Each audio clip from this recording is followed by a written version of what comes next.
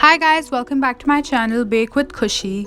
It's been a long time and it's winters now, so today I'm going to be making my favorite dessert, donuts. Don't forget to like and subscribe to my channel, and without any further ado, let's get into this video. So guys, for this I've taken around half cup of warm milk and I'm adding around 1 tablespoon of powdered sugar and 1 full tablespoon of dry yeast. You can add more than this also depending on the number of donuts you're going to make. Mix this well and keep it aside for 15 minutes. While my yeast is kept aside, I'm going to take an empty bowl and add around 2 whole cups of maida or flour. For this I've taken big cups so that my measurement is correct. To this I'm also going to be adding around half cup of room temperature salted butter. If you want, you can take unsalted butter, but then you'll have to add salt according to your taste.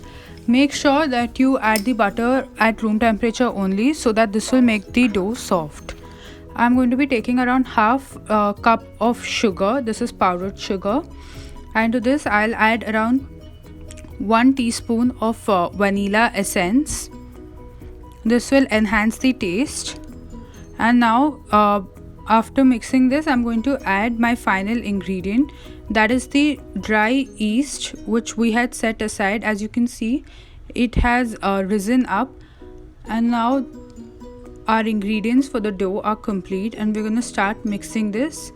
Make sure to mix it well so that a soft dough is formed. If you want, you can add some warm water as well. I'm doing this because I felt that my dough is very dry. According to your dough, you can add the water. My dough is almost ready. Now I'm going to knead my dough very well for the yeast to mix. If you don't do this step, your yeast will not get mixed properly and then your dough will not rise. So make sure to pull this dough like this for at least 10 to 15 minutes continuously. Now my dough is ready. I'm going to place it again in the glass bowl that we had used earlier.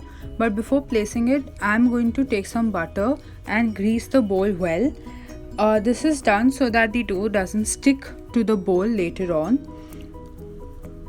Now I'm just going to keep my dough like this. Make sure that your dough is even in the bowl.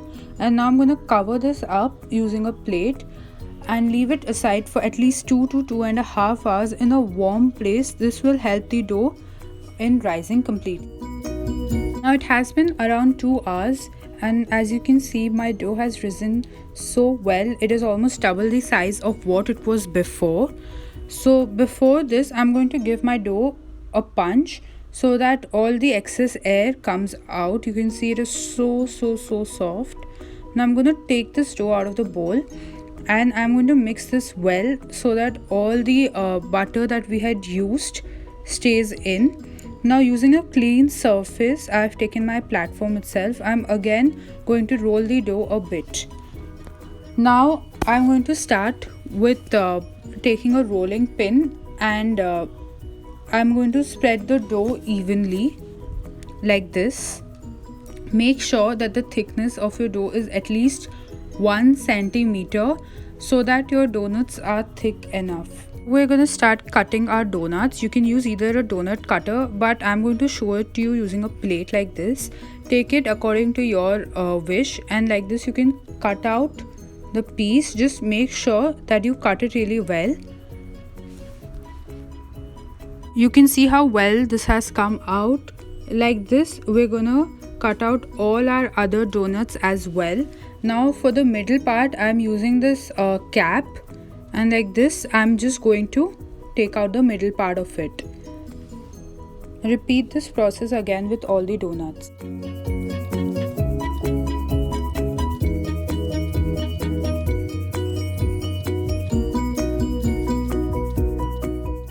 While I'm doing this for my other donuts, I'm going to keep these donuts aside on a plate like this.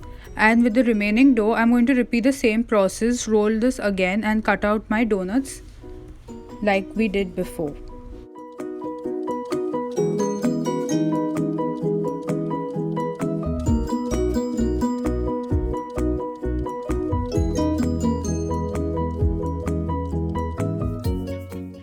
After cutting these donuts also, you can see that they're continuously rising. This is because of the yeast. Now even though they've risen a lot, I still want them to rise more, so I'm going to keep them aside. But before doing that, I'm again going to butter them up like this. Make sure to not put too much pressure, otherwise your donuts will start sitting down. After buttering them up, I'm going to cover them with a tissue and leave them aside for at least 10 to 15 minutes so that they can rise well. It's been 15 minutes. Now I'm going to show you my donuts, and as you can see, they have already risen up so much. They're double in size. Now at this point we have two options: either we can bake them or we can fry them. I'm going to show you the frying method today. Just take a big wok or a kadhai and heat some oil in it. Now make sure to keep your flame on medium and slowly start putting in your donuts in it like this. Make sure that you put only 2 donuts at a time so that they have the space to fry well. Slowly you will see that the donuts have started changing their color to golden brown. This is what we are looking for. Make sure that you let it stay in the oil for a few minutes so that the inside of the donut is also cooked really well. Repeat the process with all the other donuts. My donuts are all fried. They look so tasty already. I'm going to show you the back side of it, and you can see that they have been cooked really well from both the sides. Now is the time for the topping. For this, in a bowl I've taken around 300 grams of dark chocolate, and I'm going to melt this in my microwave. I've taken here dark chocolate. You can take white chocolate as well. Now I'm going to take my donut and I'm going to slowly dip it in the chocolate like this. It is very simple, and look at this. It is so tempting. The chocolate will automatically stick to your donut because it's still hot. Make sure to drip the extra chocolate down and keep it aside on a grill. Repeat the process with the others. We all love our original glazed donuts. So for this I've taken a plain donut. I have taken some butter, and now after covering it with butter, I'm going to dip it in some powdered sugar. And look at this. This looks so tasty, and it's good to go like this as well. I have dipped almost all of my donuts in chocolate because I love dark chocolate. Now for my final step, I'm going to take some powdered sugar, and now I'm going to sprinkle that powdered sugar over all of my donuts. Now make sure to do this while the chocolate is still wet, otherwise your powdered sugar will not stick to your donut. Various ways to decorate our donuts. For some of my donuts I'm using these choco chips. You can use sprinkles, you can use white choco chips, or you can just leave them glazed like this. It is totally up to you. There are many variants of donuts that are available in the market, and you can make them according to your own choice. As you can see, these donuts look so tempting. No one will even believe that you've made them at home because they are just perfect. They're very soft and they look, of course, very tempting and delicious. Our donuts are now ready and they look so tempting. These donuts stay good for at least a week to 10 days. But of course, I managed to finish my donuts beforehand because they are so tasty. The best part about these donuts is that they're eggless, so anyone can make them at home. Don't forget to comment on my channel and tell me what you want to watch next. And you can see that while I break this donut, also the insides have also cooked really well. Don't forget to like and subscribe to my channel, and until then, bye.